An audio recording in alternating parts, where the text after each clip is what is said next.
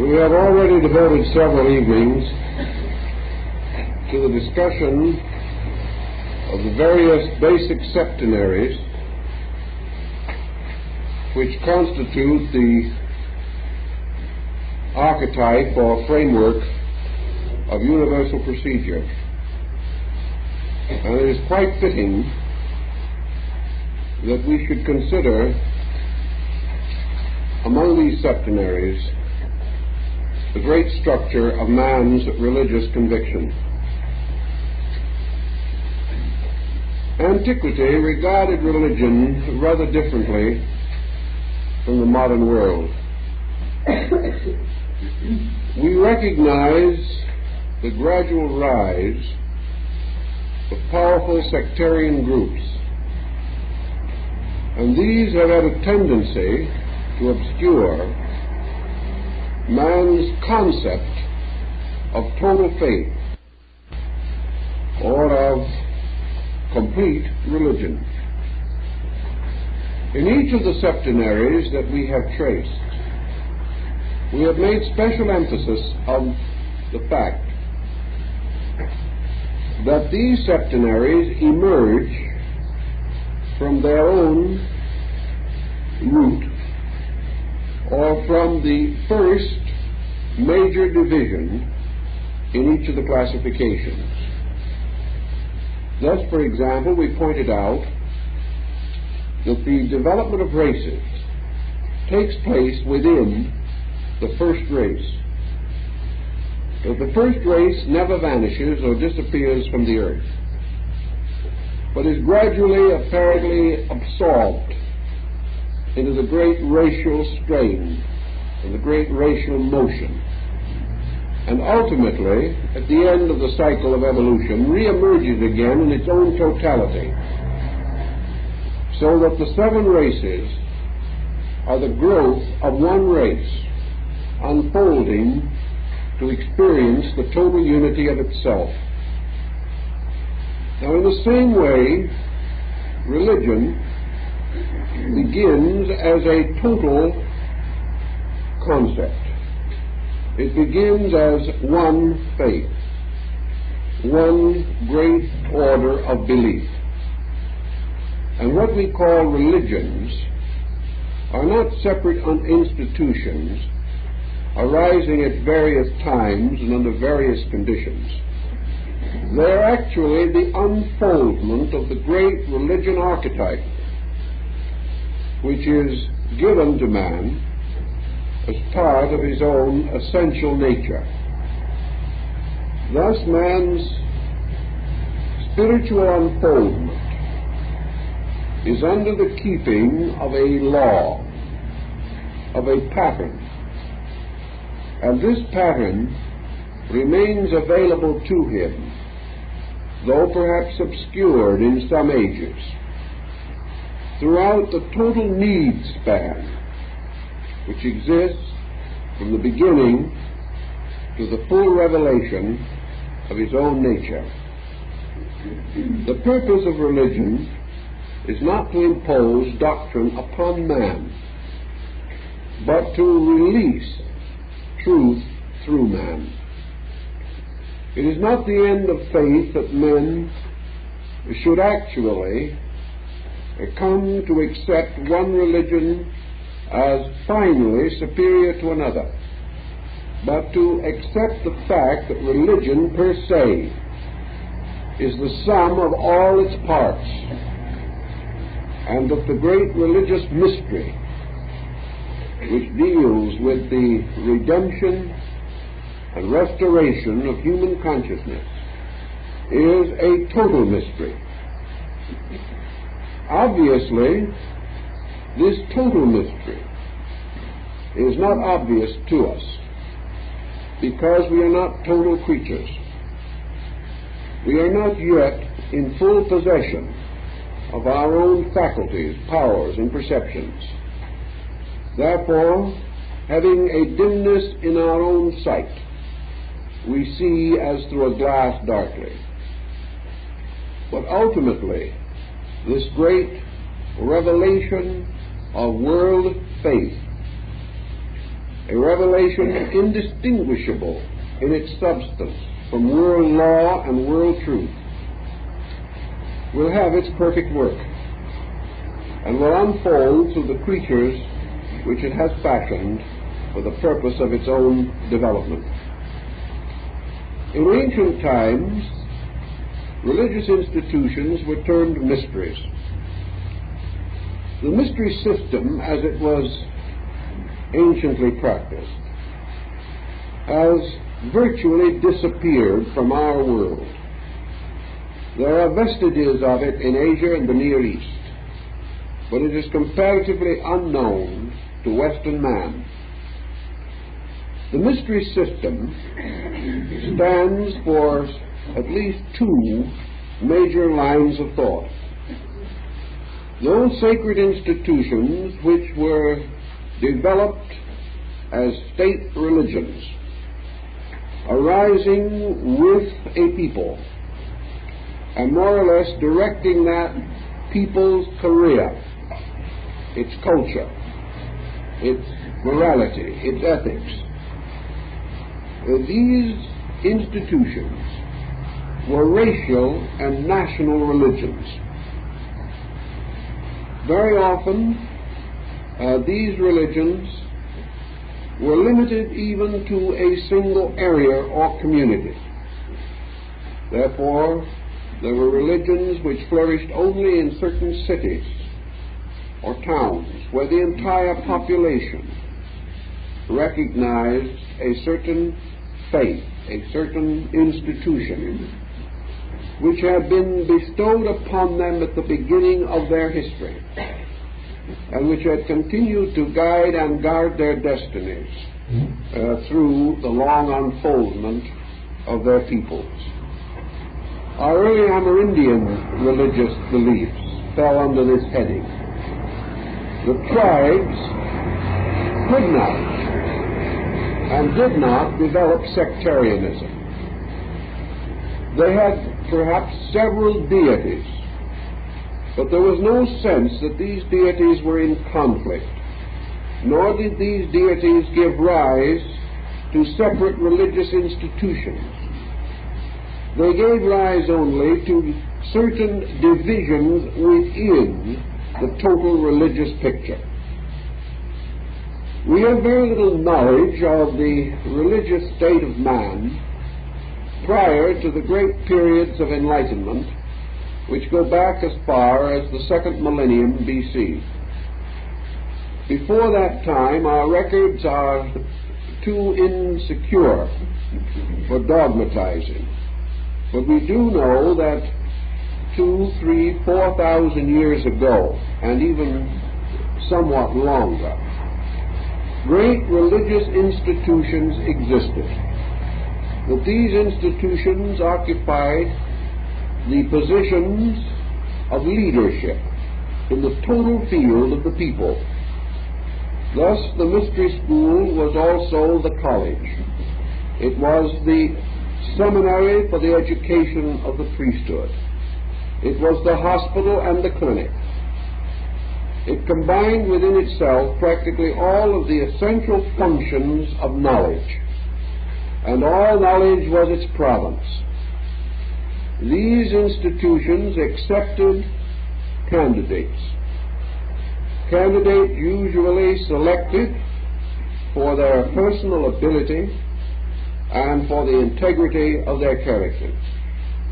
These were variously tested, tried, and proven, and after a thorough examination, far more complete than anything we could pass today, these candidates were accepted into the sacred schools. And in these schools, they were given their share or their participation in the common knowledge of their people, the worship of their gods, and the arts and sciences cultivated by that race or group. Those who received such instruction and were duly graduated were themselves persons of extraordinary authority in their societies, regarded, venerated, applauded, and held as semi-divine persons. All of these fragments we know. Earlier than this, we have an inkling of the general concept. This concept goes back to the primitive, tribal, and brood family custom of initiating the adolescent into the tribe or into the social group to which he belonged. Citizenship was not conferred by birth but by initiation into the tribal rites.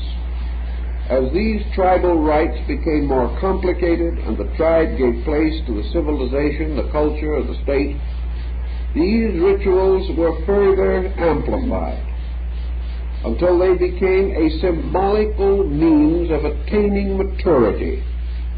The individual who passed these mysteries successfully was the true citizen. He was the one empowered to represent his people, to vote in the common meetings and elections of his tribe or people. He must have this knowledge. He must have this internal participation in the deeper values of the group, or else he was not regarded as eligible to sit in the council of mature persons and legislate the future of his group, of his nation or tribe. Now, these physical factors arose apparently instinctively in man. We do not know where they began or how, but we do know that from the beginning they were universally followed. That peoples in no physical contact with each other and of most remote origin held these ideas as common truth. Thus we must assume that these institutions, or at least the instincts which produced them, were part of man's own internal life. They were not imposed upon him, they emerged from him, meeting needs which he himself had come to recognize, and fulfilling instincts which he himself naturally expressed in his conduct. Now, wherever we have such a pattern unfolding, we know this pattern must have its root in some adequate cause. Nothing from nothing comes. And in this world, changes which occur, pressures which are exerted, bear witness to causes or to circumstances equal in intensity with themselves. Thus we have another possible meaning for the term mystery school. It represents an invisible order of religion. It represents the psychic, spiritual, psychological cause of the religious instinct. It is itself invisible, like the soul of man. But like the soul, it produces visible consequences. And this intangible, from which flow tangible and obvious results or effects, cannot be regarded as less than the effects which it produces. Thus, the tremendous rise of religion in the objective life of man bears witness to the subjective religious fact as part of the universal pattern of existence and of universal law. In the ancient writings and the old teachings about these things, therefore, we see or learn that the religious instinct or the religious concept perhaps can be most easily traced through the unfoldment of human racial evolution, or the racial development and structure of things. In the ancient mystical writings of the Jewish people, we are told that Adam went to school before the fall. We are therefore, from this symbolism, to observe that man, prior to his descent into a material state, while still during the Polarian and Hyperborean epochs, still visibly and physically a species rather than a race, a group of beings suspended above the earth or functioning through sensitized fields of energy, as we previously have described, that these beings, though not aware and not objectively polarized on a material level, still retain their spiritual contact with the great invisible universe around them. In this spiritual state, in this condition of internalization, they were under the instruction and direction of the hierarchs, or the great orders of beings, with whom they were still in kind of contact. And in the old writings we often learn or hear that in these ancient times man, or the pre-Adamite creature, had an internal sharing in the great creative process of the hierarchies. Now the hierarchies are the great orders of beings transcending man and administrating the world under the direction and power of the Logoi, or the great gods. These hierarchies are therefore orders of beings between gods and men, orders whom the Greeks call the heroes, the demigods, or the superhuman beings, the mysterious and wonderful teachers who walk the earth in the dawn of things. These hierarchs probably did not teach in the sense of human souls or beings sitting about and listening to them. The teachment was by way of man's internal contact with the entire order of creation. Thus man could observe the splendor of the spheres and realize that these were not merely globes floating in space or circling the sovereign altar of the sun, but that these were living beings, that these were indeed great angels, planetary or star spirits, and that this whole creation was full of life, full of radiant beings, serving, unfolding the various potencies and potentials which constitute the universe. Man, having this internal vision, could not be ignorant. He therefore could have no unreasonable doubts about providence. In fact, perhaps he could not even be aware of providence. He could not know good or evil. He could only adore that which was, or recognize the sovereignty of things known. And about things known there is no confusion. There is no question, no inconsistency, and no conflict. It is about things not known or not generally obvious that we have difference of opinion. Thus in this period, where it is said in the ancient Kabbalistic writings that human beings went to school in the University of the Angels, man lived in the presence of causal agencies, revered them, understood them, and accepted them.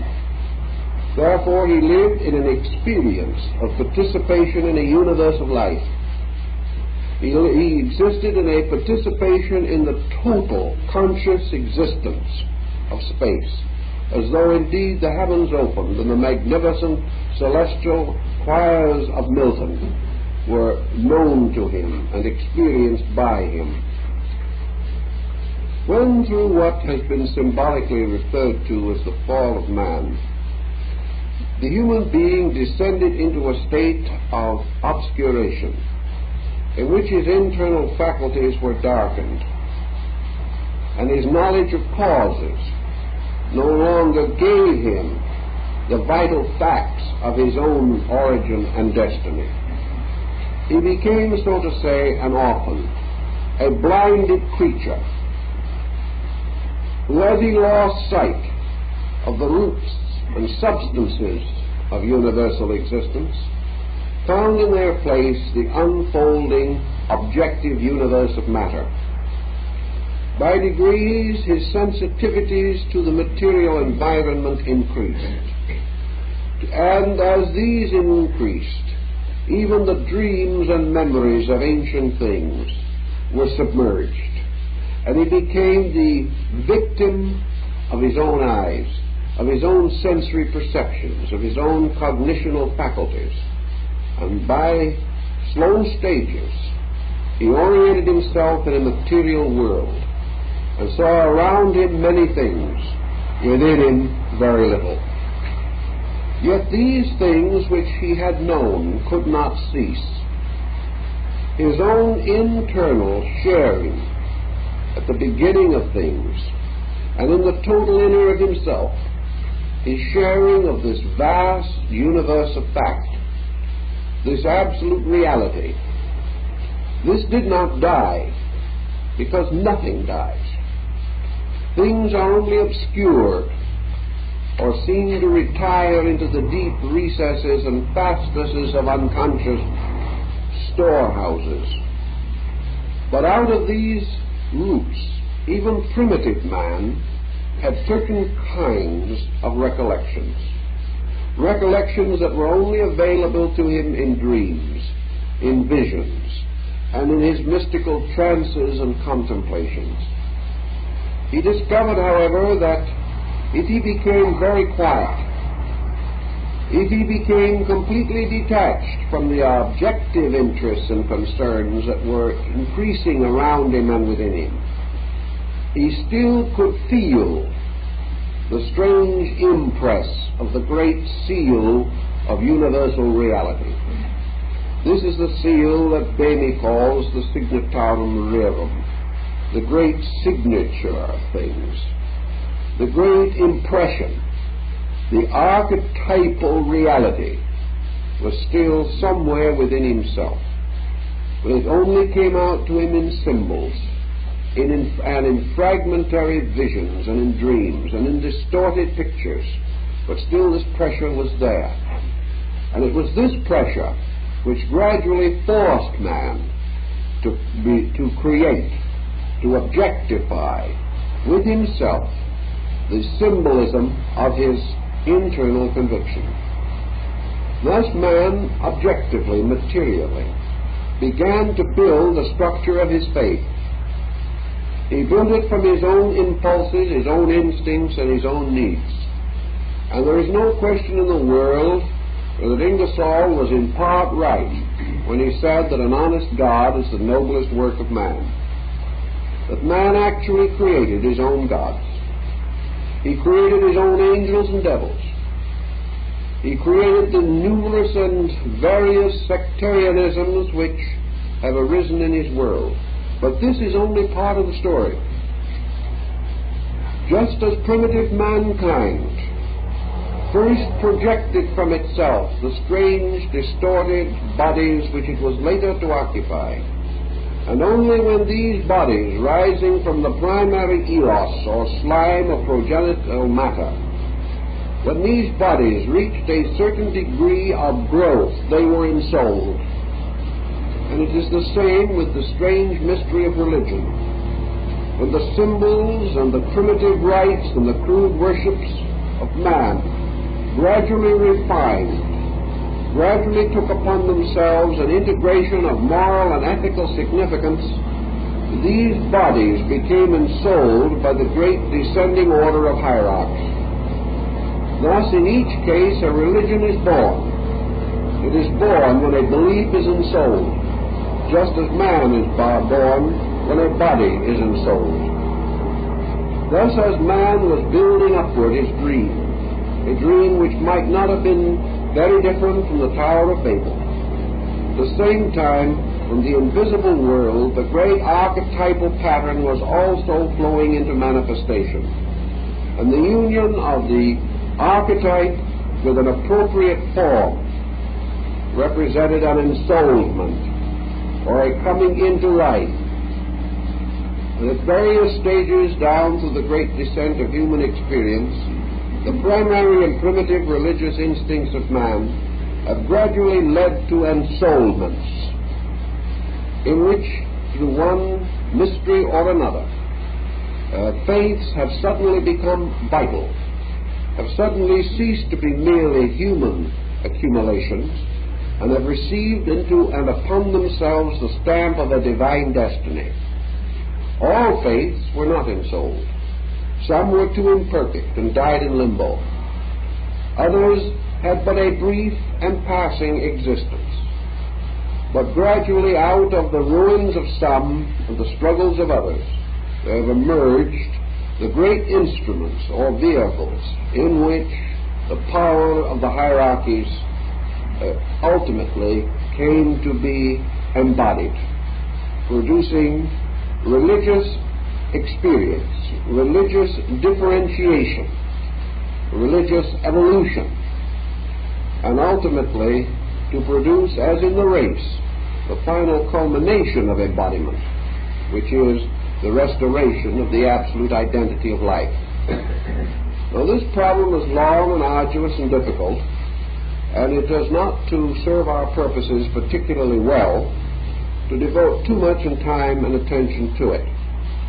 But I think we should realize that the human being, for example, does the same thing in his daily living.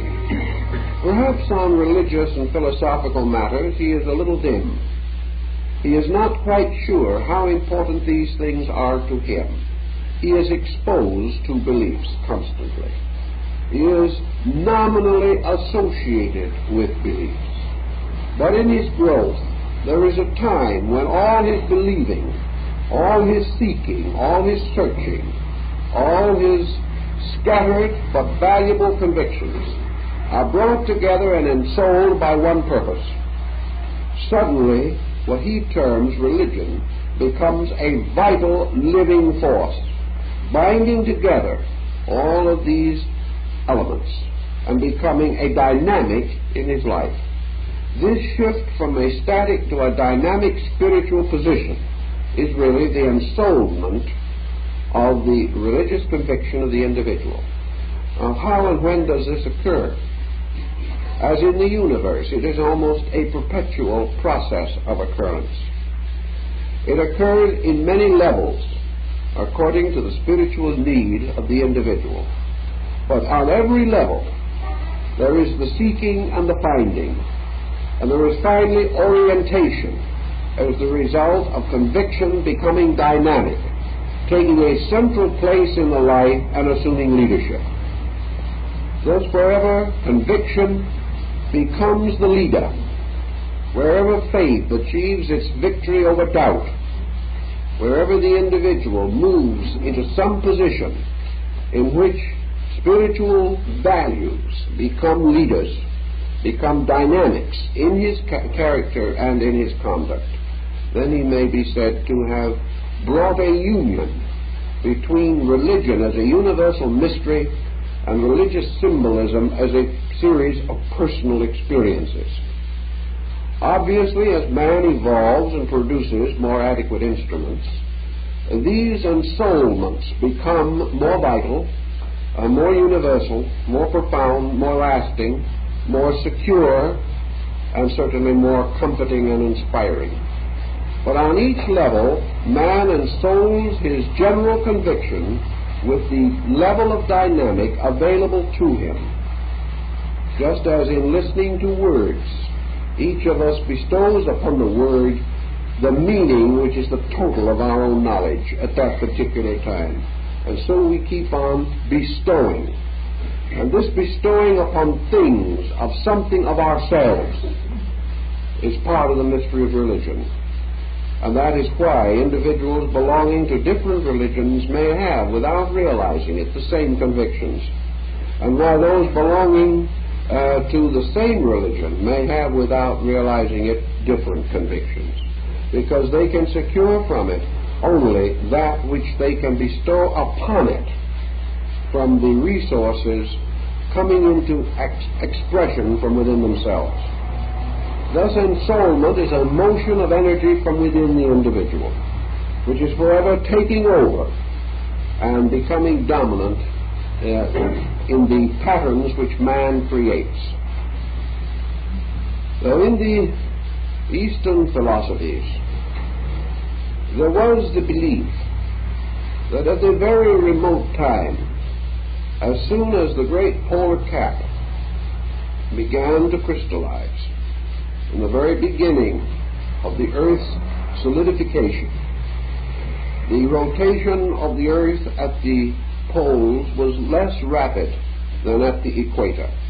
And as a result of that, the crystallization began at the polar caps and moved slowly toward the equatorial band. As the first solid areas appeared at the very beginning of the Hyperborean era, it is said that the polar cap became the imperishable island, and from this imperishable island life moved to all other parts of the planet. The reason being, of course, that the first area capable of sustaining life naturally became the first area to receive and disseminate life. And as this life evolved, it spread, following the solidifying processes and moving as atmospheric conditions and the state of the Earth made possible along the great lines leading downward from the polar caps. In this time also it is said that the gods, or the great orders of hierarchs, made their immediate connection with the Earth and bestowed upon it the shadow of the great world mountain Meru, the abode of the gods. The old astronomers tell us that Meru was actually located in the subtle energy fields far above the surface of the Earth, in the great northern polar axial point of the planet, far above all physical things, and that essentially Meru, or the city of the gods, remains there, but that its shadow or projection finally descended into the newly prepared Earth, and here at the polar cap, or in the imperishable island, all of the vast mechanism involved in the creation of a habitable world and the inhabitants of that world all flowed from this center. Thus life began here, nations began here, continents began, and this one imperishable island also became the root and seat of man's spiritual empire. For it was here, according to the ancients, that the city of the gods was built, and here that the divine government took over. Now this divine government was not an autocracy as we know it. It was simply the great administrative structure of universal law. We think of religion today as something different from universal administration, but actually there is no essential difference. For it is the duty of the leader, whether spiritual or from the standpoint of intellectual or philosophical conduct, it is the duty of the leader to bring the law. The great teacher is the law revealer. And as man does not realize that this is a re-revelation, he thinks of the great leader as the law giver. The leader does not give the law. He is the channel or instrument for its restatement in some sphere of life or experience. In this great order of things, therefore, the Trans-Himalayan School, located on the ancient site of the polar cap, which because of many motions of the Earth is no longer located directly beneath the physical pole of the planet. This tremendous center of energy, this center for the releasing of the spiritual laws by which the lives of all things are governed, this center was set up as the primary religious focus of mankind. All religion known to man comes from there. All religion is an unfoldment or a revelation of the realities that are associated with this great center. Now, the difference between perhaps a religion and a science lies principally in the way in which knowledge creates an impact upon the life of the person. The scientist knows the law. The philosopher understands the law. The religionist experiences the law. Therefore, religion must be grounded in the internal experience of realities. This internal experience means that the channel must be through the person, coming from his own internal and experienced and known by himself before it can flow from him into environmental manifestation for existence. Religion is therefore a living impact. It is not a contemplative approach. It is a participation in a certain valid spiritual experience. Thus, religion has always taught, primarily as one of its great premises, this immediate experience of God, experience of the value and power of things. Now, the Greeks in their mythologies, and the Egyptians and the Asiatics also, have shown us under fable and legend, under symbol and myth, the story of the divine power moving into objectivity. For reasons that are absolutely valid in the experience of man, these powers were personified or individualized or symbolized as beings. This does not necessarily mean that these powers were without being, but their being in substance was totally different from man's symbolical effort to depict that being. Zeus in nature certainly did not resemble the statue by Phidias, nor could we say that the true Brahma is identical with the great stone face in the caves of Elephanta in the harbor of Bombay. These are representations, mnemonic symbols, asking to be understood, presenting the individual with a challenge, attempting to compel in him an attentiveness or a contemplation of principles through their appropriate or at least glorious forms. Thus we find in the Greek mythology that the Olympian gods upon their mountain became the rulers of the world. These 12 gods, again the 12 aces of Scandinavia, and in various parts of the world, similar figures, the world mountain, the New Jerusalem upon a mountain, the wonderful emblems and figures of the great mountain, and our natural religious inclination as indicated in the Bible, where we are reminded that we lift up our eyes unto the hills from whence cometh our help.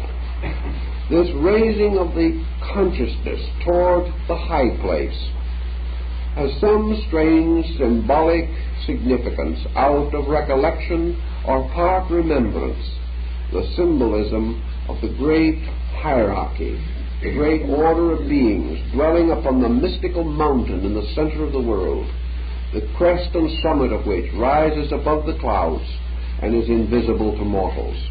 This is the Olympian hill. This is the great triple Helicon of Parnassus, where Apollo and his muses dwelt together. So in the ancient times, we are told that the gods, representing the divine powers, incarnate in their most natural and available forms precipitated themselves out of their own states and became the guardians, leaders, and guides of humanity.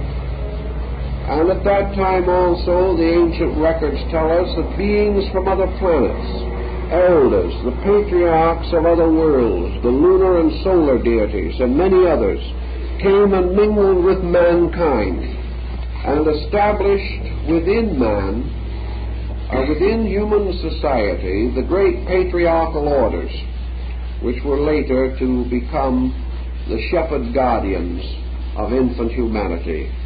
These ancient orders being the orders of the psychopomps, or the herders of souls, the shepherd kings of ancient religious writings.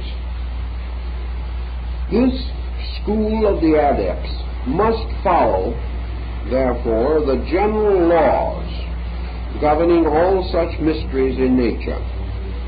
Religion as fact consists of first a magnificent total fact, which becomes manifested as a septenary. And as the great blazing septenary of spiritual truth radiated gradually into manifestation, we see there truth or reality broken up into 7 parts, which were known as the 7 sacred arts, the 7 sacred branches of learning. Now the truth of philosophy broke into the 7 great branches of philosophy, which are still recognized. The truths of science broke into the 7 sciences. The truths of architecture broke into the 7 orders. The truths of sound broke into the mysterious scale with its octaves and its tones and its half-tones. All these things were lawfully done, because on every level and in every pattern the same great principles were asserting themselves. Thus religion is given to man as 7 rays or 7 powers of light. These 7 powers being aimed at and being equal to the task which man's spiritual need reveals. Thus we have in the concept of religion 7 cardinal virtues, or the 7 good things, and these are the remedies for the 7 deadly sins, which are the 7 things which are not good. It would follow also that religions would break into manifestation as great patterns in connection with and harmoniously with races. And it is also certain that with each root race, a root religious principle is introduced, because at the beginning of each great cycle of evolution, it is necessary, as the Hindu tells us, for the deity Vishnu to take upon himself the embodiment and to descend into the ocean of time to rescue the Veda. That is, to restore the law which has been stolen away by ignorance, crystallization, and death. Thus, in each era, in each great epoch, it is necessary for the law to be restored. And in this restoration, the great school moves into manifestation in an orderly and proper manner. And this manifestation we outwardly regard as the coming of a great teacher, but inwardly it is the coming of a reality through man, first through archetypal human beings, through advanced individuals, and later disseminated from and by them, becoming the common property of a collective group. Now, another thing that we have to bear in mind is that this great stream of religion has gone back probably as far as the first differentiation of the human being, and therefore better than 35 million years. And that our own great Aryan faith goes back not less than 1 million years, and that the great Atlantean religious pattern goes back from 4 to 5 million years. Now, we cannot know or conceive of a religion that is that old. In the study of comparative religion, if you take it up seriously, you will discover, however, that records, though not of this age, have been formulated by which we have attempted to distinguish the primary streams of religious descent. For example, one of the great streams is serpent worship. Now, serpent worship has gone through innumerable vicissitudes, but serpent worship in some form, the faith of the Ophites, goes back to very, very remote time. Another is fire worship, the worship of primordial fire.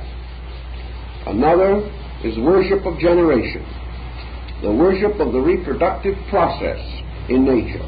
These great roots go far back, and they perhaps come nearer to telling us how these religious concepts descend.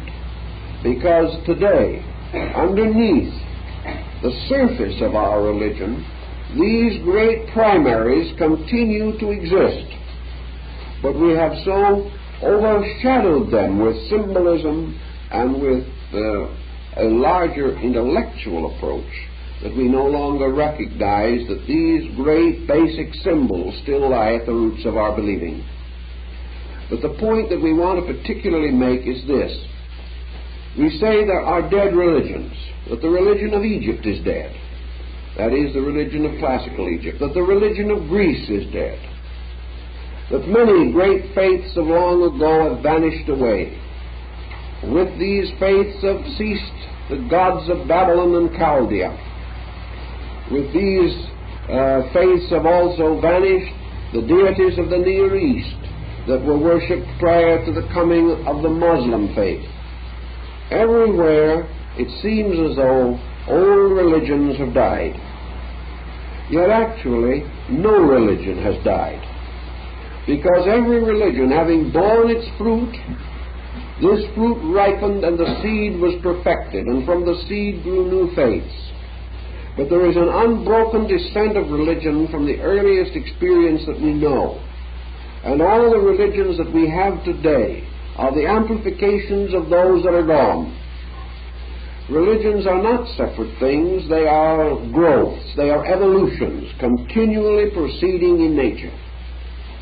And any religion that we have today would have been deformed or would have perhaps even failed to exist had not some dead religion preceded it, supplying it with certain elements of belief essential to the continuity of things. I remember discussing some of these points with the Patriarch Athenagoras of the Greek Orthodox Church. He is the ecumenical patriarch, the head of the entire Eastern Church. And he pointed out the tremendous amount of religious symbols that we had derived directly from Egypt. How the great College of the Cardinals comes from the 72 scarlet-robed priests of the mysteries of Isis and Osiris. How the crozier, how the mitre, how the vestments, and how the rites, rituals, and sacraments all trace back to the great sacerdotal institutions of Egypt. Therefore, we are perpetuating today these things that we think are dead. For death means merely, in a term of psychological thought, a submerging. It is something that was upon the surface, sinking back, other things taking the foreground, and they in turn sinking back, until man gradually has within himself this vast storehouse of submerged values. And then under the various pressures of existence, these submerged values begin to move back again under the principle or law of association or the conditioned reflex. These things are again available to man. Thus, religions do not die. They simply live on in other faiths. And this is true, of course, particularly of the great Atlantean and Aryan schools, which are still strongly represented among us. We mentioned in connection with the last evening's discussion, the 7 laws of nature, that 5 laws are revealed to us and 2 are concealed. Therefore, that for 2 of the great laws of nature, we have symbolic substitutes, because these laws have not yet been perfected within our own natures. To a degree, this follows also in our religious pattern, because today we have many religions, but we have 5 great religious systems. These religious systems have descended to us to become living forces in our modern world. And these represent the spiritual availability which maintains and sustains the greater part of the civilized world. The lesser religions and beliefs are nearly always branches. They are further divisions within these groups themselves, or divisions caused by the commixture of 2 or more groups, usually in what you might term border culture zones, where peoples have been exposed to 2 or more religions with relatively equal influence. These culture zones may therefore produce compounding faiths, or religions built up of more than one element.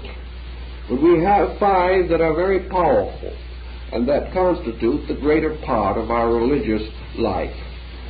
One of these is Hinduism, another Buddhism, a third the religions and philosophies of China, the 4th Muslimism, and the 5th Judeo-Christianity. These constitute the great religious structures of our world. And in some mysterious way, they seem to fulfill the old pattern. For into these, to make them possible, has flowed a tremendous amount of ancient tradition. They are the living witnesses to all that has gone before. Now, some religions are a little ashamed of their own inheritance. They seem to feel that their importance lies upon their isolation, that they must try to kill out or conceal the fact that they have a common spiritual indebtedness. To my mind, this has always been a mistake, because it seems it's a deliberate effort at isolation. And in so doing, the individual, by separating himself voluntarily from the great pattern, closes his eyes and his consciousness to the wholeness of things, and must therefore be penalized by having a fragmentary spiritual existence. This arises from all vestiges of intolerance, and from all comparison, and from this great problem so expressed by the story of the Pharisees, in which the individual says, "I am holier than thou." Actually, all of these faiths are to a measure mutually interdependent, that they have tremendous interspiritual integrities. They have all communicated and transmitted vastly vital messages, and they continue to lead and to guard the peoples of the world. This leaves us 2 divisions which have not yet been clarified. And I think that this clarification lies very largely in the growth or unfoldment of the future state of man. Every great religion in the world has in some degree or in some way anticipated a future dispensation yet to come, a way of life not yet perfect, which is to be fulfilled by some kind either of an avatar or of an embodiment of a superior being, or by means of an achievement by man himself which becomes equivalent to his awakening or his salvation through the increased spiritual availability of truth to himself. Thus the sixth and seventh religions have not yet been fashioned because man himself has not yet perfected them. There is a feeling that many have, and perhaps it is not an unwise feeling, that future religious differentiation within this great racial cycle is in some way dependent upon the rise of the newest instrument which we have in knowledge, namely science. That although today perhaps religion and science are a little better than incompatible in practice, that religion in the future is most likely to arise from the scientific level. Something is happening and will continue to happen. The toga or the torch which must be passed on is gradually going to be moved into the keeping of a new dimension of consciousness arising from scientific penetration of the unknown. Today we have no very clear vestige of what this is going to be, except perhaps that we know that if man seeks long enough and far enough in any direction, he is going to find only one thing, and that is the mystery of reality. If he continues doggedly in his pursuit of the unknown, he must ultimately attain that which may be known. And whichever way he turns, however he may seek, he will always come in the end to the final thing, and that is the realization of universal consciousness. There is nothing else that can solve any problem. So it's quite possible that in the centuries that lie ahead, what we call science will gradually be metamorphosed into a great religious revelation. And that when this occurs, in the fullness of time, the struggle between faith and knowledge will no longer continue. The seventh division of the religious life of a people, the seventh religion, must then naturally arise from that which precedes it. And in this case, as always, the seventh must be the fulfillment of the first, where that which is in the beginning shall be in the end. The first shall be last, says the Scripture, and this particularly relates to the mystery of spiritual understanding. The religion which began, which died by being submerged into the mystery of creeds, is the great unity which must ultimately emerge. So as unity leads first to diversity, and then diversity ultimately leads back to unity, so the seventh religion of a cycle is the gradual restatement of the total picture. In the beginning there is one, and in the end there is an all that becomes one. So those who are laboring toward this great religious inter-understanding are definitely laboring toward the future. They are what the medieval mystics called the sons of towardness. They are laboring to the fulfillment of an instinct, namely this instinct that all religion is one great experience, and that until we appreciate it as such, we can never fully understand it. And where a beautiful idea has fallen upon evil times and has been used at the expense and to the expense of a great many sincere persons, yet there are facts relating to these things which must or should be known, and therefore we can only remind the individual, the truth seeker, of the importance of his own integrity in the estimation of these values. In other words, the moment we come into the problem of the mystery schools and the descent of the great initiate tradition, We face people with an unknown, something that cannot be immediately checked, something that must be accepted or rejected upon authority of some kind, and which is outside of the probable experience of the individual believing it.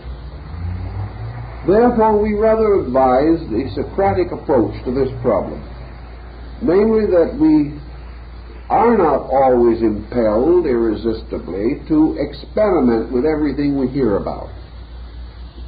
It should be possible for us to appreciate certain concepts without attempting to force situations in our own lives. We should consider these things as forms of knowledge, and not as something upon which we are going to build some private psychosis that may become dangerous and confusing to us.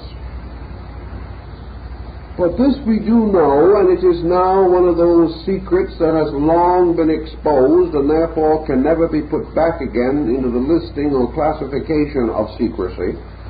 And having once become available to man, there is only one thing he can do with it. He must learn how to handle it. The tradition of the great schools cannot be taken away from us. We know it. Therefore, as we can no longer be ignorant of it, we must begin to prepare to handle this form of knowledge, handling it discreetly, honorably, thoughtfully, wisely, and not become confused or not develop delusions of grandeur over these types of thinking. Thus we have this point. Everywhere in the world, from Asia to the ancient Americas, every religion and faith has affirmed and insisted that there exists in the world certain individuals who have become competitive masters of the art of living. I think we may assume without doubt or question that the schools also gave us the natural admonitions in regard to these people. Maya, in his study of the laws of the Rosy Cross, published in the middle of the 17th century, points out that the mysterious brethren of this order are bound by an obligation, or by a series of obligations, by which they shall remain unknown, that they shall dress only in the garments of the countries in which they live, shall in so far as possible speak only the language of the country in which they live, that under no condition, for any reason, are they to seem different, or nor are they to affirm the possession of any unusual or extraordinary knowledge, nor are they under any condition to admit to others other than of their own order the societies to which they belong or the degrees of attainment which they have reached. Any individual telling anyone else any such information, publicizing it, announcing it, or advertising it, is breaking the basic rules of the order. This, I think, is an old document, but rather well worth remembering. Namely, that insofar as these brethren are concerned, like all of their kind, they are bound by certain obligations of discretion. And anyone not so operating or so expressing himself should be subject to the gravest suspicion. In any event, that such persons have existed for a long time and for ages, we find, because we have references to them in the Bible, in the ancient Egyptian and Indic writings, in China, in Greece, in Egypt, and even again in Western Europe and America. During the 17th and 18th centuries in Europe, there was a great revival of the mysteries of chemistry under the term alchemistical speculations. And at this time, the mystic chemists divided themselves into three levels or orders. The lowest of these orders they call the illuminates. The second order they call the initiates. And the highest and third order they call the adepts. Our term adept, as we generally use it in the West, is derived, therefore, principally from the alchemical tradition. And over the alchemical adepts ruled the mysterious and intangible being Elias Artista, Elias the artist, the mysterious master of the secret of the transmutation of metals. This mysterious Elias appeared on a number of occasions, is recorded in certain alchemical texts. Discussions and descriptions of him are also to be found, but he is the most elusive personality in the entire history of Western esotericism. Elias the artist, the adept of the metals, has his parallel in Eastern religions, in the secret schools of Islam, particularly the dervishes, where we find numerous references to the adepts, particularly the green-robed masters, who are mentioned in that most recondite and delightful work, The Arabian Nights Entertainment. They are also mentioned in the great Muslim religious classic, the Book of the Adepts, which deals entirely with the descent of these great illumined saints, these mysterious and invisible powers, available only to those whom they may select. We find similar discussions and similar symbolisms throughout India, with its strange and elusive doctrine of Mahatmas and Rishis. We find the same in the Arhats of Buddhism, also in the mysterious mystics of Tibet. The same doctrine appears in China in the ancient ones who are called the mountain people. And their symbol is a compound of two Chinese glyphs, one representing mountain and the other representing man. These are the mountain people, the ones who have retired from the world to live in the mountain of the wise, and they also are engaged in alchemical experiments and in the practice of yogic and tantric disciplines.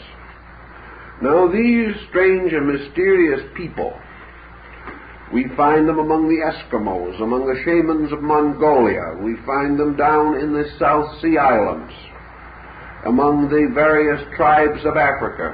Wherever man has gradually integrated a concept of religion, he has also integrated a recognition of the mysterious ones, the olds and the trues of American Indian lore and mysticism. The mysterious gods, the Manidus, who walk with men. Always there has been the supernatural visitor, the being who is different, but who may come and spend a day under our roof and go on again, and we shall never hear of him any more. The wandering ones who come to answer prayer, or who come to perform certain rites.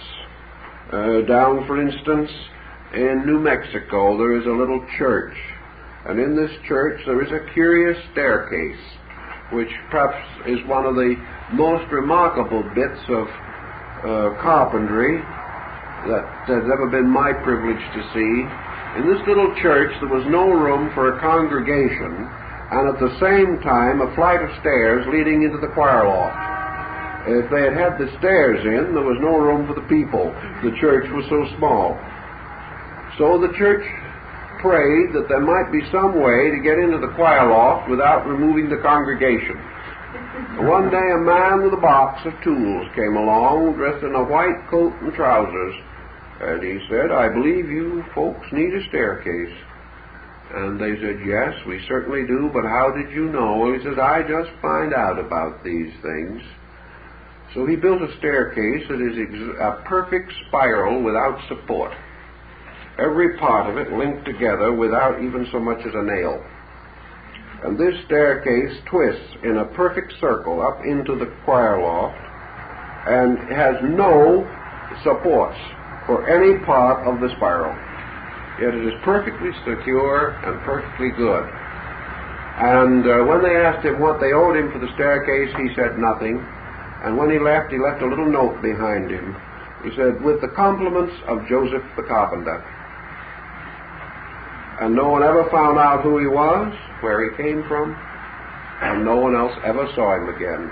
Well, if that had happened 300 years ago in Europe, it would have been regarded as probable that one of these strange wandering persons who knew so much and whom no one knew was responsible for a thing like that. Even today, we haven't got a right good offhand explanation, but we don't approach it in quite that way. But in any event, religion is always rich with these stories. Stories which affect persons many times so essentially reputable and so distinctively realistic that it is hard for us to completely ignore them. A story such as that of the Count Saint-Germain and his place in European life and thought, and of numerous arhats and religious leaders of Asia. These beings we cannot completely deny. I remember talking with a very venerable old Indian mystic in Calcutta, and he said, "You know, ever since the British have been here, they have been trying to tell us there were no such things as Mahatmas. And all we can do is smile and say, someday there will be no such things as British." In other words, the fact remains that these things have never been shifted by education or culture as we know it, because these experiences come too close to the personal life of the individual. And in the old teaching, the belief was that what we call the spiritual government of the world was entrusted to an order of human beings rooted in a divine pattern and led by powers superior to man, functioning through mortal beings, and that this government actually held the entire earth in a spiritual equilibrium. That this government consisted essentially and basically of a complete astronomical theory. That the great government of the world, or of the adepts, the mystery schools, is according to universal existence itself.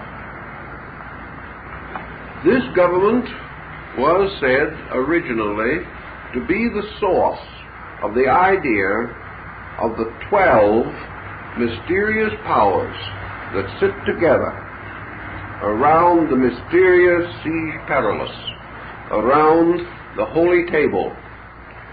That this group of 12 represents the zodiac, and that in actual factual consideration, these 12 powers, these 12 supreme leaders out of the great evolutionary process of the race represent the 12 highest embodiments known to man of the 12 great celestial orders. In other words, they represent those beings who have specialized to the most complete degree the powers represented in the vast zodiacal band. Because the zodiac is not merely a band of constellations or of stars or suns. It is a band of powers, and every power there present exists somewhere in the life of man himself. And we are the unfolding of the band of the holy animals, from the word zodiac, which in turn is from zoon, meaning the animal. This band, then, it speaks to us of what we might term exceptional attainment. We all recognize the genius and abilities of certain persons. We recognize with great admiration the genius of Leonardo da Vinci, a man who is said to have mastered between 70 and 80 arts and sciences. We recognize with profound admiration the musical genius of a man like Ignaz Paderewski. We also admire the technical mind of an Einstein. We admire the delicate painting of a Raphael. And we know that perhaps there is truth in the words that Stradivarius said when asked how he made his violins and why. He said God made Antonio to make violins, and there was just nothing more you could say about it. But we know that in every field of endeavor there is excellence. Then we know that below that there are relative degrees of excellence, perfection, and imperfection. There will be always some singers who have fair voices, others who have good voices, a few who have fine voices, but only a very few who have great voices. And that these great voices are a combination of gift and effort. That the gift in all probability corresponds to evolutionary bestowal out of the past, and effort is the skill, the wisdom, and the courage to develop that which already is. But these persons who have excelled greatly, we honor. And we honor them in every field in which that excellence is visible to us. Is it therefore unreasonable to assume that there may be excellences in fields not readily visible to us? After all, the greatest art in all the world is the art of perfecting the internal resources and potentials of the self. The greatest of all sciences is the science of the service of mankind. That is, a service based upon total enlightenment. As there are persons in many degrees of understanding, there must be some who are of understanding beyond our own. Just as there must be people who can write on a typewriter faster than we can, or who can paint a better picture than we can. The individual, therefore, who constitutes the adept idea, or whom we associate with it, is the individual who has made the greatest attainment out of past living and present achievement of the absolute art of universal existence. The art or science of the revelation through the individual of as much of the total potential as he can possibly release. This is the Muslim approach to the problem. For to them, these mysterious adepts are actually only our brethren who have become perfect in essential things, while we have been content to be perfect in non-essential things. We have been willing to believe that if we could fly higher into the stratosphere than anyone else, it was an accomplishment. They take the attitude that the individual who attains or achieves the greatest degree of internal integration is the person who has made the greatest accomplishment. Unfortunately, those less integrated can hardly recognize such an achievement, but we can always recognize, at least for the sound, when a plane goes through the sound barrier. This is a spectacular achievement, but we are not trained to recognize the most spectacular thing of all, and that is the individual who stands as an example of the greatest unfoldment of the life, power, and consciousness potential in man. So the adept becomes the symbol of simply one who knows more about the mystery of life itself, who has therefore become an expert, who is therefore a master of the keys of transmutation and regeneration. The individual who is the elder brother, the natural leader, the teacher, the guardian, and the guide of those less informed than himself. And because his state of being informed is genuine, and he is not merely an intellectual, and because his growth has depended upon a magnificent clarification of values, we know that the adept initiate teacher is always dedicated to those things which are real and beyond the power of flattery or ulterior motive as we know them. So all over the world we have recognized the existence of these beings. And we have said that they live upon or in the suburbs of heaven and are the messengers of the Generalissimo of the world. That they are therefore the servants of the great King, those who ride forth upon their swift steeds carrying the banners of Shambhala. They are the keepers of the battlements of light. And while we may or may not ever see them, know them, or recognize them, the whole world, in its deepest religious conviction, believes them to exist and is able to advance a kind of proving, a form of evidence that is acceptable to those who are willing to consider it, namely that the individual who wishes to prove this for himself must become capable in himself of recognizing this degree of advancement when he beholds it. And until he himself knows it, he will never know whether anyone else possesses it or not. Up to that time, he must only accept or reject upon the basis of his own intellectual attainments.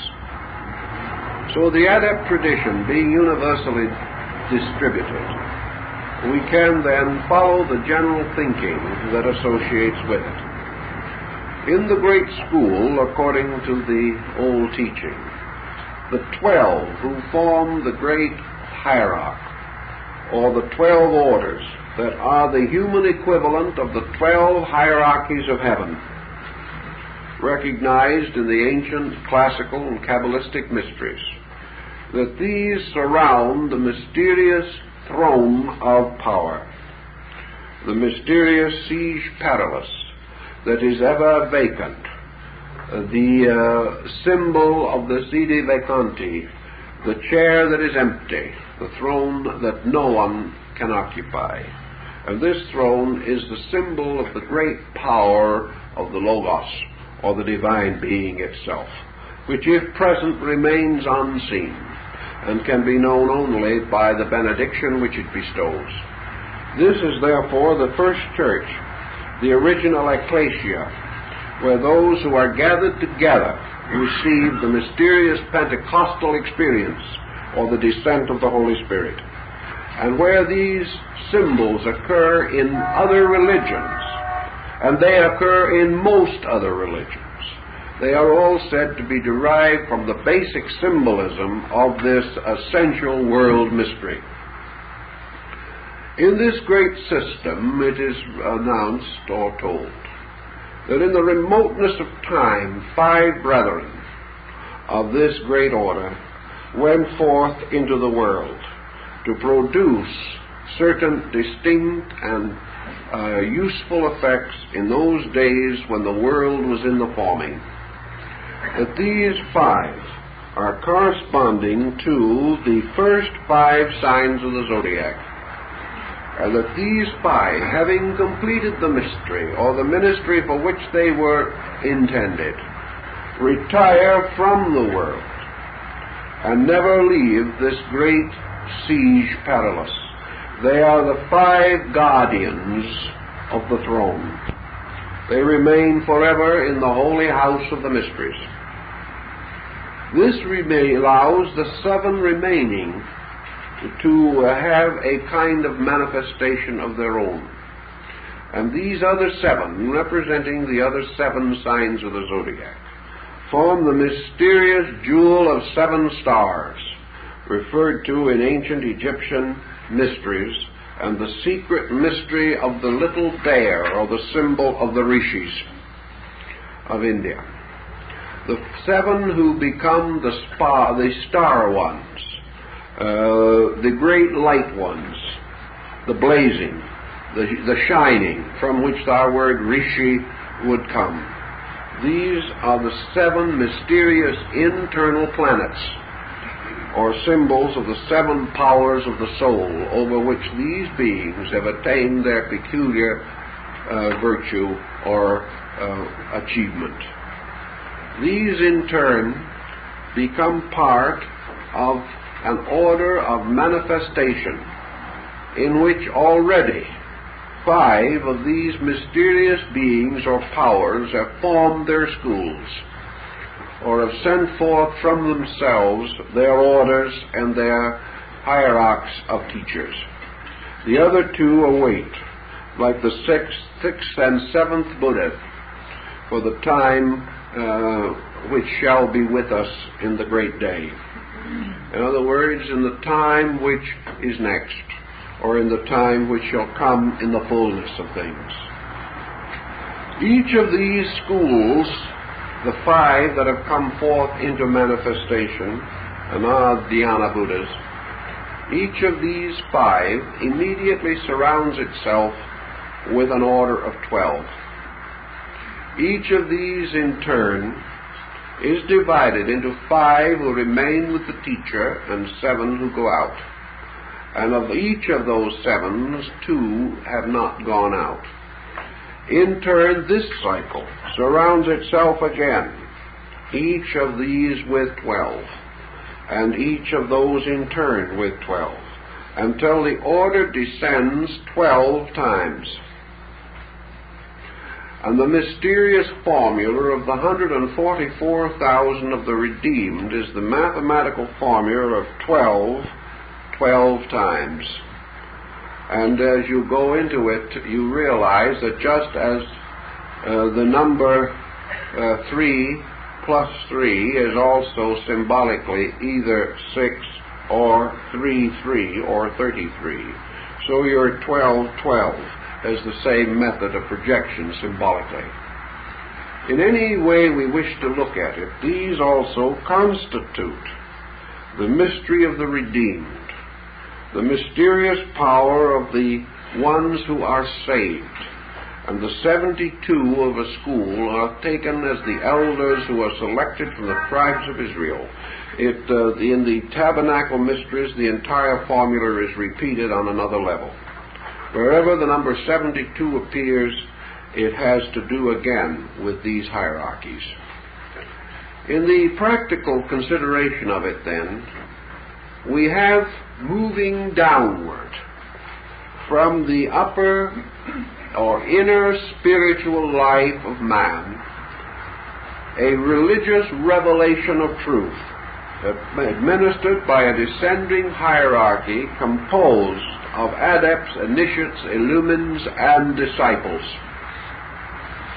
The adepts, initiates, and illumines, as they are called, represent the 3 higher orders of the mystery. And below them are the 9 levels composed of disciples, which ascend through 9 levels, representing the 9 months of generation and corresponding with the 9 degrees of the Eleusinian mysteries. By these 9 mysteries, man recapitulates the mystery of his own generation. Man is a perfect 12, or the circle of the zodiac, which he achieves by 9 months in the womb and 3 degrees in the mysteries. And when this has been completed, he is then perfect, upright, and true. So in the ancient rituals, we have several divisions. One division by 7, another division by 9, another division by 3, and a division by 5. We have 3, 5, 7, 9. All of these numbers relating to the esoteric schools and their structures in a certain order. After the thought has come to our attention, and we consider it with some reality of reflection, we therefore see that the ancient law which we referred to in connection with the planets again reasserts itself. The hierarchs represent a descending power moving through their initiate teachers. Humanity growing upward is represented by the chelas and disciples who ascend step by step under their gurus and teachers until we begin to understand why the gurus were called in India in old time the gates. Each of the teacher is a gate leading through himself to something that is beyond himself, and fortunate is that teacher whose disciple excels him. That is something that is again hard for us to think in the Western world, where it is very important for the competition of excellence, that somebody excels somebody, but that no one shall excel us. The purpose of the entire school is that the individual shall always excel the teacher, a point which Socrates so clearly reveals to us. So we have a group of disciples ascending. We have the great structure of the school unfolding. And little by little we find the purpose of it revealed to us. In the ancient mysteries, we are told that the school originally, the great school originally, consisted entirely of superhuman beings. Beings who were not productions of our humanity at all. That they represented ambassadors or ministers extraordinary from other spheres, other levels, other planes, drawn here to form the great guardianship over humanity during the primordial period, and that these powers therefore exercised a kind of autocratic rulership. From them has descended the legends of the jealous gods, the gods who punished terribly those who broke their laws in any way, and demanded total obedience and allegiance from their peoples. Because in these days the struggle for survival was very different from what it is now, and human beings were not as highly evolved, nor were they capable of individual initiative of a constructive nature. But gradually, through the last several million years, from the fourth subdivision of the great Atlantean era, the adept school has gradually shifted. By degrees, each of the various levels of authority are taken over by the unfolding students of our own humanity. Each time a human being attains a certain degree of unfoldment, the symbolism tells us a god is liberated to return to his star. Each time man becomes self-controlling, self-administering, the universe retires a little bit into the subjective and lets him take over, for the reason that in the end man must become totally self-governing. And the invisible government of the world that has functioned through the adept tradition must gradually become visible, be taken over by humanity itself, and become the ultimate perfect working formula for man's administration of his own world. Thus, the great kingdoms, empires, principalities, and powers of the earth are subjectively or symbolically always in some ratio to the great world government. They may be deformed, they may be exploited, they may be perverted, but the principles beneath them are identical with the principle of the great world government. Now, in various parts of the world, this government has more or less appeared in symbolism. But perhaps in no place has it appeared so obviously or with such available pattern as it has in the great Order of the Garter in England. The chapel of St. George of the Garter tells us, perhaps more clearly than any other human institution, the entire concept. Obviously, it has departed from its original footings, but much of the symbolism remains. The chapel of St. George of the Garter is the chapel of the kings at Windsor. It is here that in the ancient time the Knights of the Garter met, and even under comparatively recent time. And in the height of its authority, every throne of the great church or chapel of the Garter was occupied by either the actual head of a government or some very highly influential person in that government. And in the chapel of St. George, for instance, are the thrones of the Garter kings. And on these thrones are the names and tablets of those who have occupied them. And over each throne is the banner representing this government. And perhaps it would be a little surprising to realize that one throne was occupied by the Emperor of Japan, another by the Emperor of China at the time they had an emperor, and alongside of that the throne of the Emperor of Germany. All of the royal powers of Europe seated together in the chapel of the Garter, and with them many of the great powers of Asia. Here was a symbolic statement. Now, at a certain time in their rituals, the knights with their squires and pages, because your squire becomes your initiate, your page becomes your illuminate. Each initiate with his two attendants, his squire and his page, taken from the orders of chivalry, which were also, like the great paladins of Charlemagne, a restatement of the great cycle. At a certain time the knights drew their swords, each one with the cruciform handle, and they formed by the interlacing of their blades a great star of light in the center of the chapel. And their blades formed a star of many points with an open center. And this was the symbol of the Siege Perilous, or the moment, or the great symbol of the coming of the star of light, or the presence of the Adept King, who was never visible, but was regarded as being in the midst of them at all times.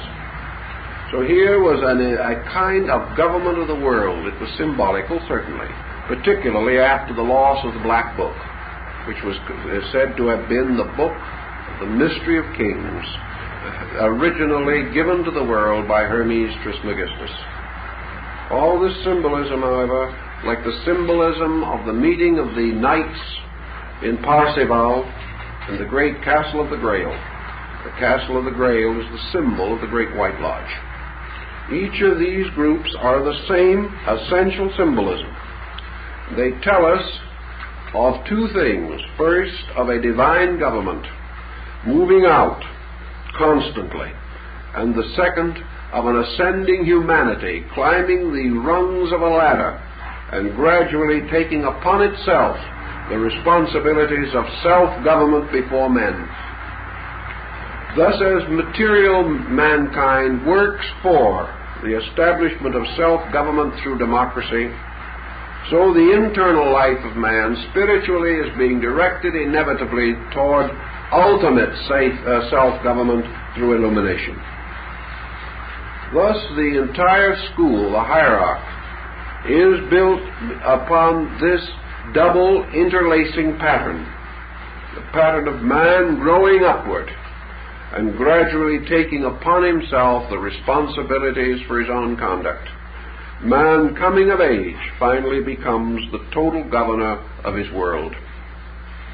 Now, in the course of ages, according to the esoteric tradition, there comes periodic intervals, breaks in the normal growth of things, periods in which transitions from one level of growth to another become imperative. And these transitions are related to what is called the cycle of the phoenix. And the cycle of the phoenix was the old method used to measure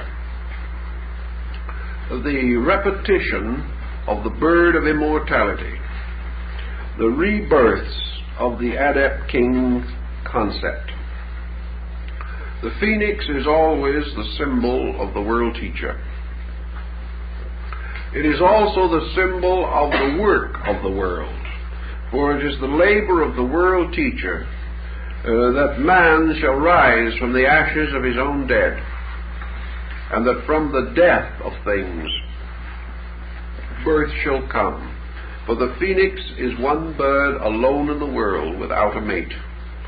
And this bird, when it comes to die, flies to an altar in Ethiopia, and there perishes of its own will by casting itself into the flames. And at the time of this occurrence, the body of the dead bird breaks open, and from its charred ruins the phoenix is reborn. The new phoenix is born from the body of the old.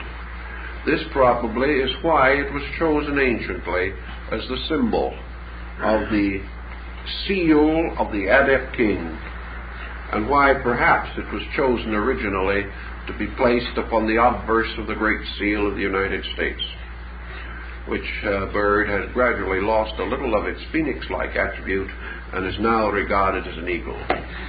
But in the original seal, on the original dollars, and in the original engraving, it is a phoenix. This phoenix of immortality is said to live 600 years. Therefore, in the ancient mysteries and traditions, it is said that certain dates, 1200 BC, 600 BC, the beginning of the Christian era, 600 AD, 1200 AD, 1800 AD, 2400 AD, that these are called the cycle dates of the phoenix. And it is assumed that wherever these dates arise, either visibly to man or invisibly in the hierarchy, the great steps of the rebirth of the wisdom religion must take place. And we know, for example, that the cycle of the phoenix is quite traceable at least through 3 of the cycles, although we are not aware of the workings of all of them.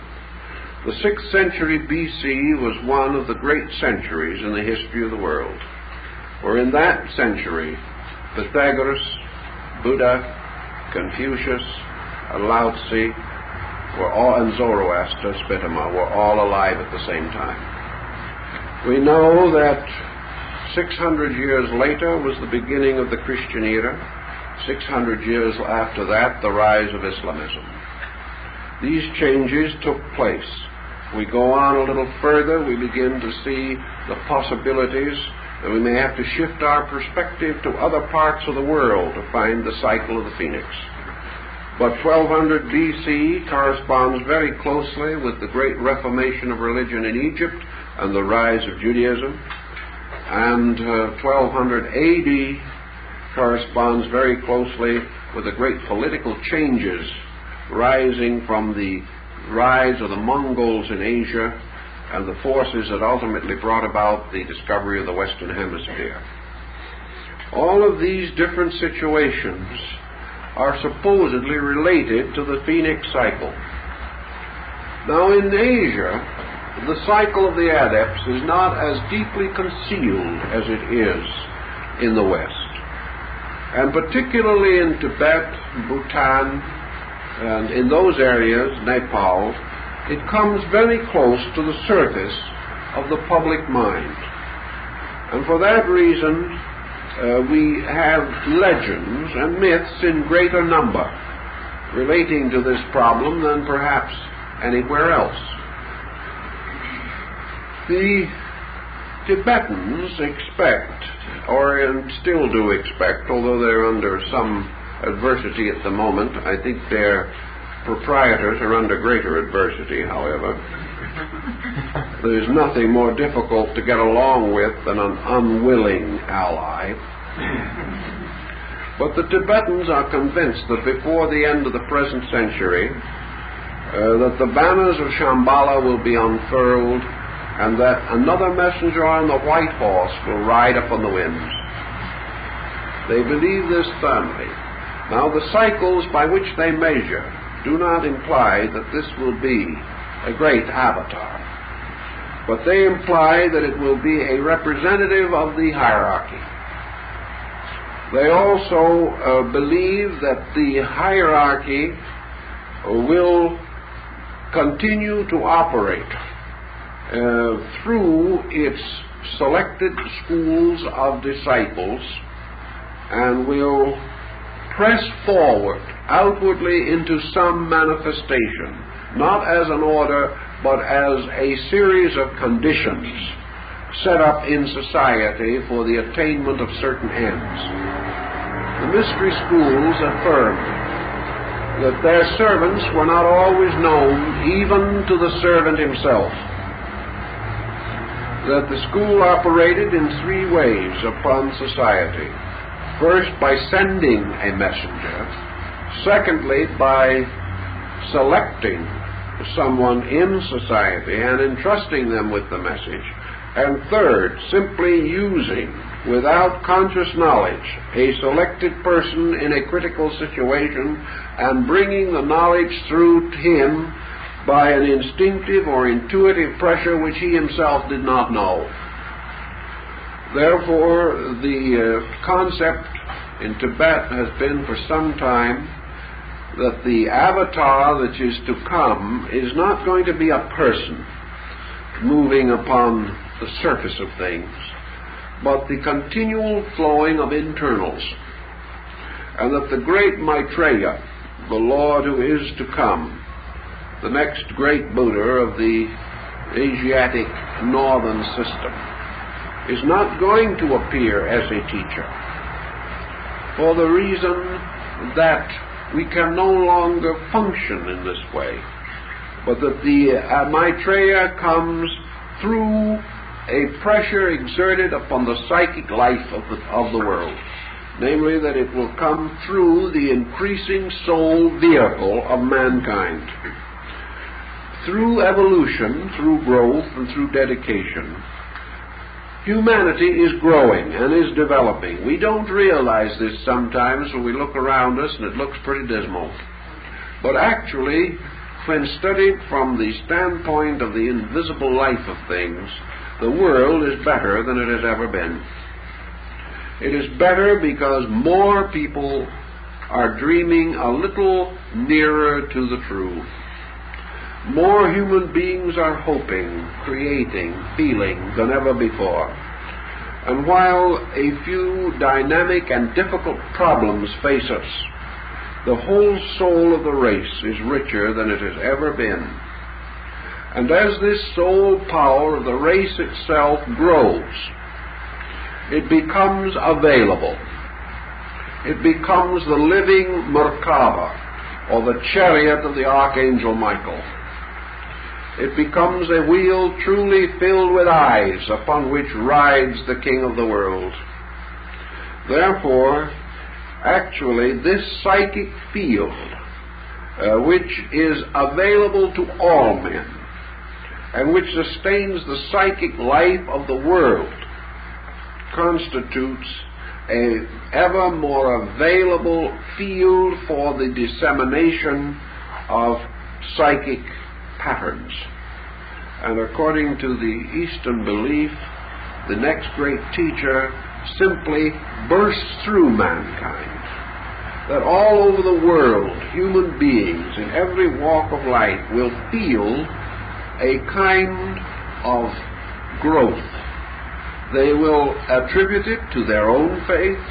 They will never suspect anything in particular except that it will become vitally easier to do the things that are next, and instinctively they will be done. The individual will feel more and more the call of enlightenment, and through this will come the changes which we hope for.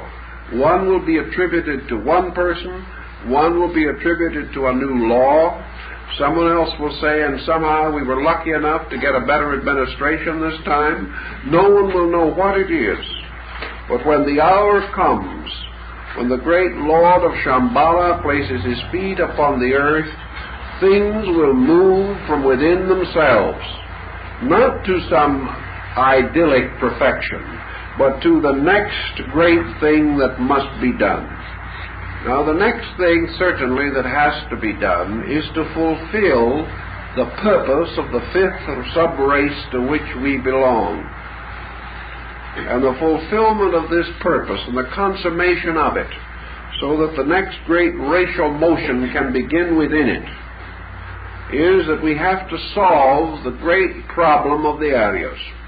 We have to come a little closer to the purpose for which we were created.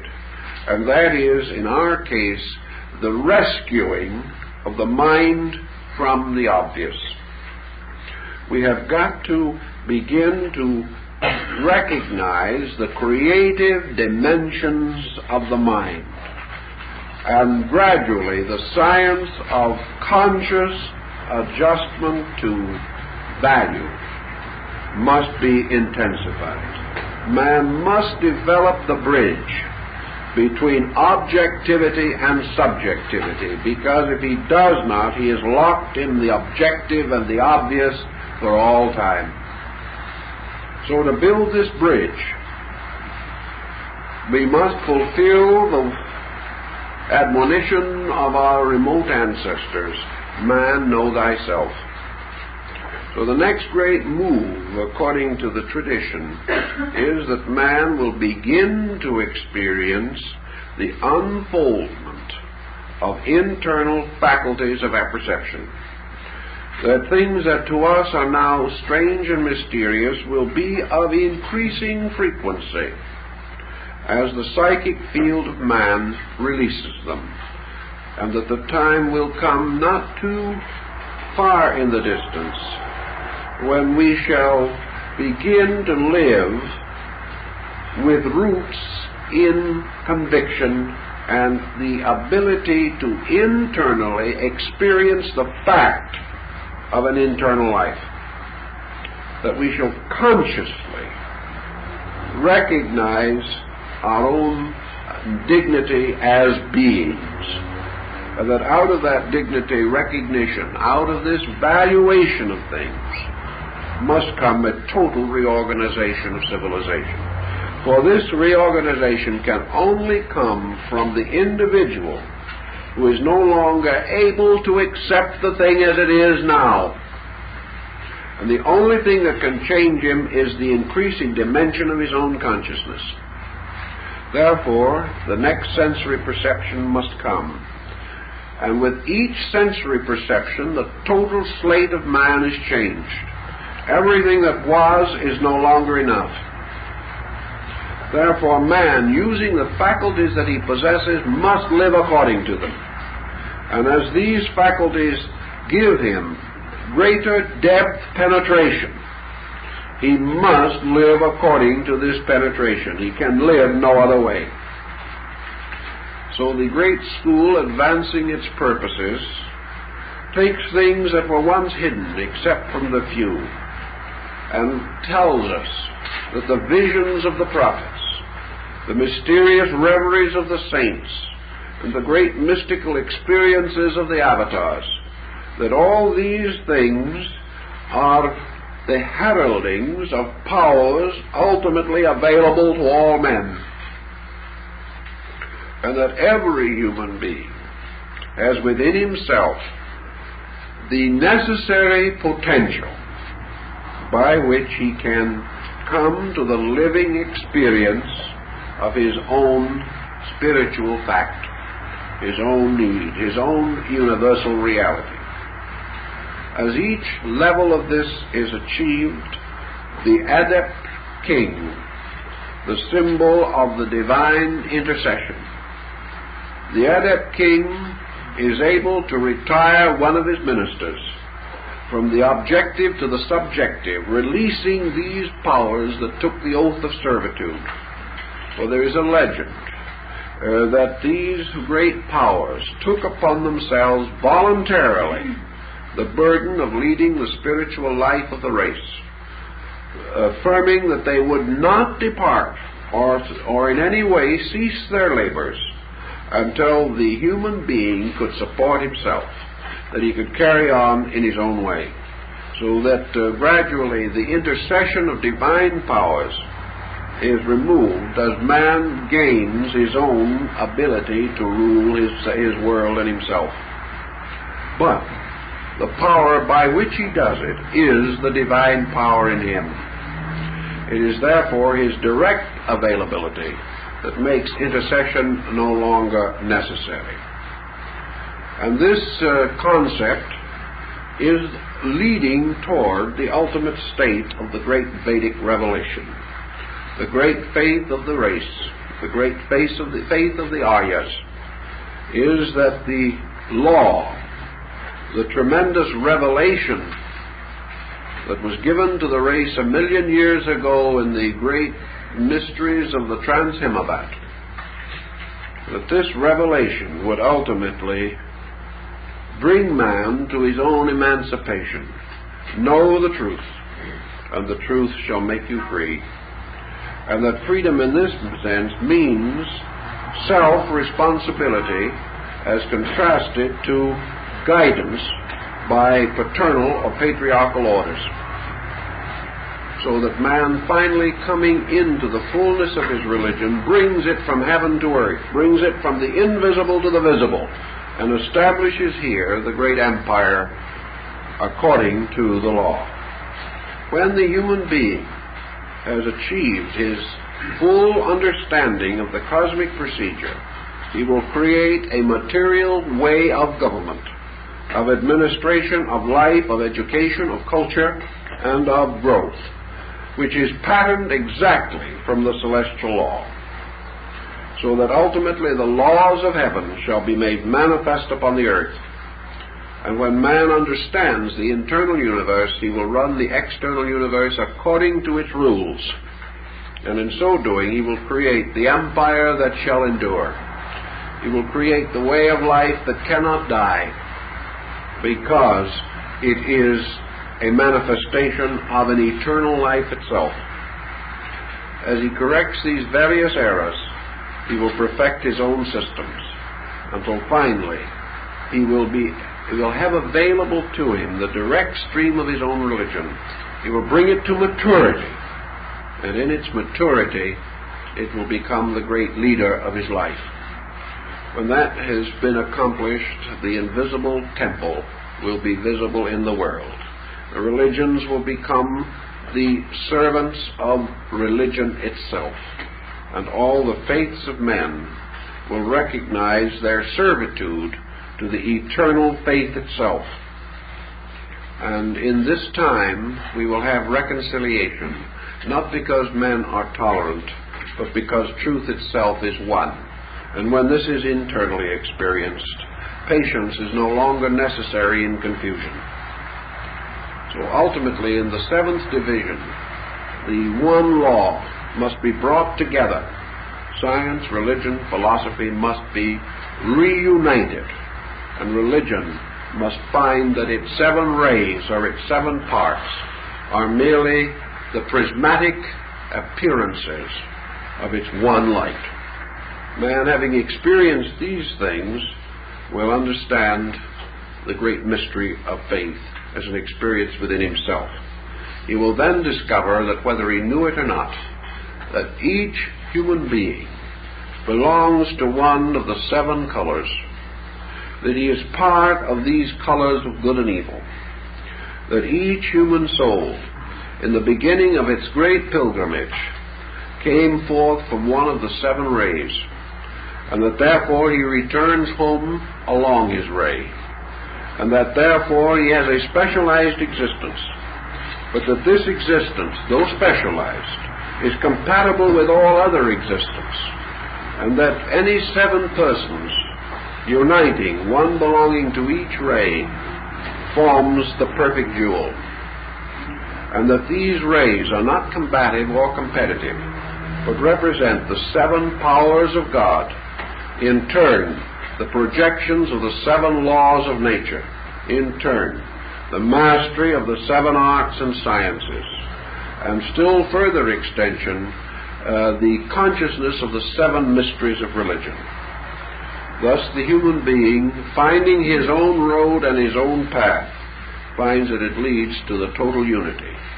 But each individual will ultimately return to his home, to his place in universal consciousness, along the rays from which he came forth in the beginning.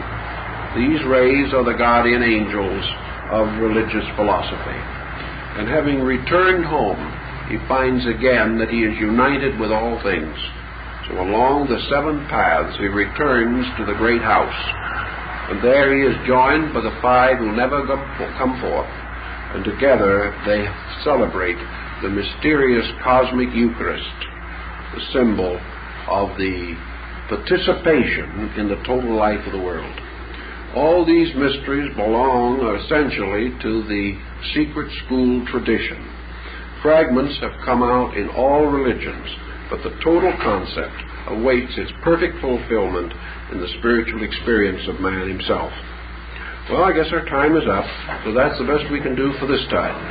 And we hope to see you next week.